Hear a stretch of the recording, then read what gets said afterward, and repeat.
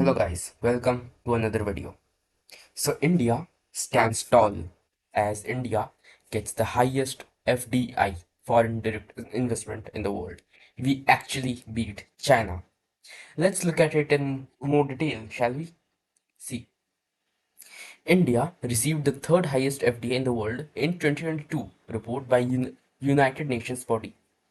So India's growth rate, FDI growth rate, is the fastest in the world, and we are third by highest FDI in the world.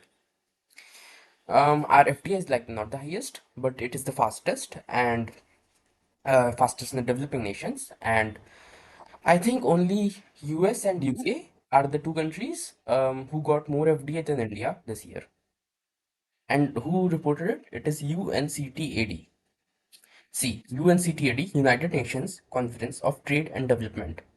This is the same organizations that gives the data for WIR or World Investment Report that focuses on foreign direct investment FDI. See, India is the FDI's third largest recipient. Let's understand what FDI is more clearly. So let's say you get 10 crore rupees today, and now what you want to do is you will, let's say, put 5 crores in Indian stock market, and let's say you want to invest in American stock market as well. So what you'll do, you'll invest the rest of 5 crore dollars in the American stock market. So it is foreign direct investment. You're directly investing in the foreign stocks, or even the foreign, like maybe you are interested in some projects. Let's say you want to open a factory in US, or you want to open a factory in UK, like Google does, or Apple has started new companies, new factories in India, right? Manufacturing in India. So it is a form of foreign direct investment. See, the foreign direct investment in India it rose up 10%, right? This year it rose 10% from $44.7 billion in 2021 to right now $49.3 billion. The report said that United States remained largest host for announcement of greenfield projects, followed by United Kingdom, India, UAE, and Germany for greenfield projects. So like these were the countries where the most of the greenfield projects were introduced. Like I said, ranking first United States, second UK, third India, then UAE, Germany, and etc. etc. What is greenfield project? Look, what are greenfield projects? So it refers to investment in a manufacturing office or other physical company related structure. So let's say there was no previous facilities in a country, and you open a project, and you're the first one to invest in a new kind of genre or a new kind of structure.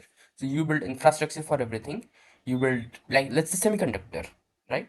Before Foxconn and other companies were in India, I don't think there was very good, like, semiconductor manufacturing in India. But since Foxconn and other semiconductor companies invested in India, it is a form of FDI.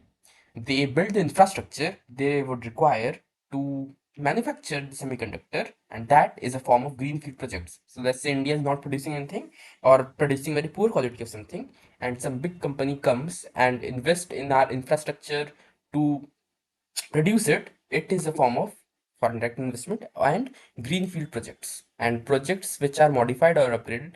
Let's say, let's take for example, let's say in India, let's say that semiconductor factories, let's suppose that semiconductor factories already existed. Then Foxconn comes, they just modify or upgrade the already existing infrastructure, and they can start manufacturing. That is brownfield projects. So India is the third biggest host of greenfield projects. Similarly, India, look, here in FDI, in terms of FDI, India was third, but in terms of international project in finance, India stands second, second only to the United States, and third is I think UK. The first is US, second is India. So apart from foreign investment in greenfield or new projects in India, the report also noted that India was second largest recipient of international projects finance in the world in 2022. Let's look at 2023 report. Like, I think it will be even more interesting. But continuing on. So FDI inflow in Asia and India.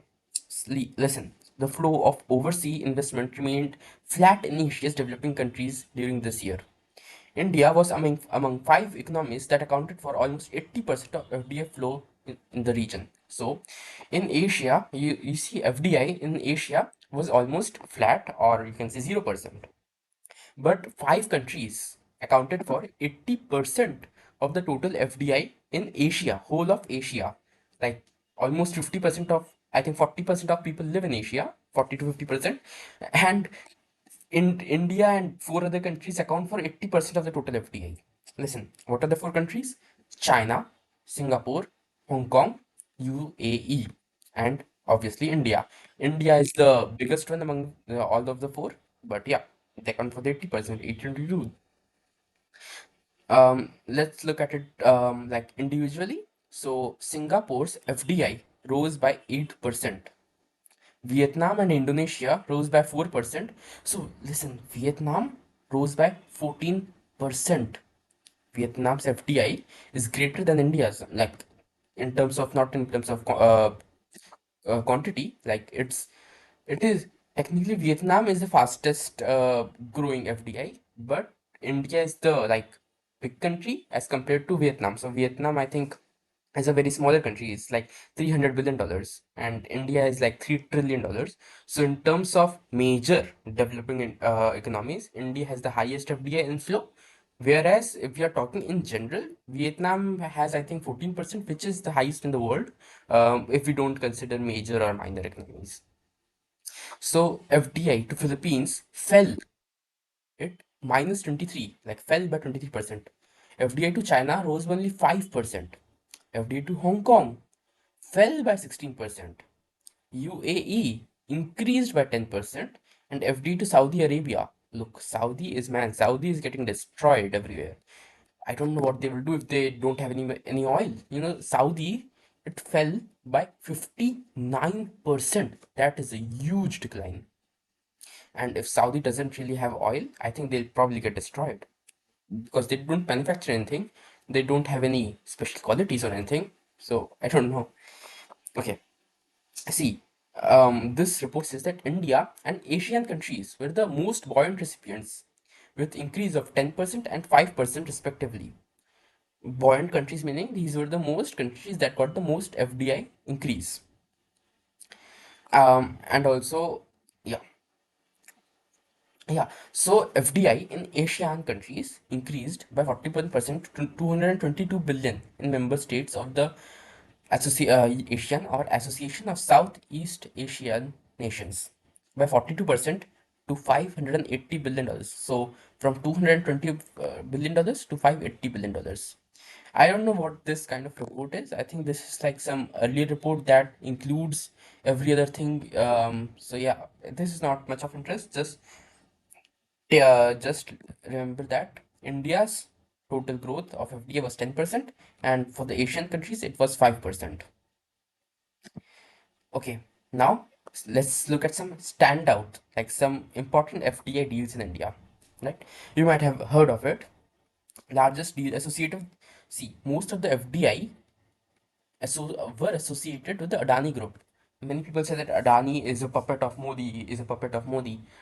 I will say that even if he is a puppet of Modi, he is doing like very good job in his business and like for attracting FDI towards India, because this report that we are looking at, it's going to circulate in the entire world. And when the entire world sees that FDI, why do FDI increase? Because when people see that India's GDP is growing so fast that they want to invest more in India. So when the world sees that India is the fastest growing country in the world and their FDI is also the fastest growing and they are the third largest FDI recipient in the world, then everyone's gonna invest more.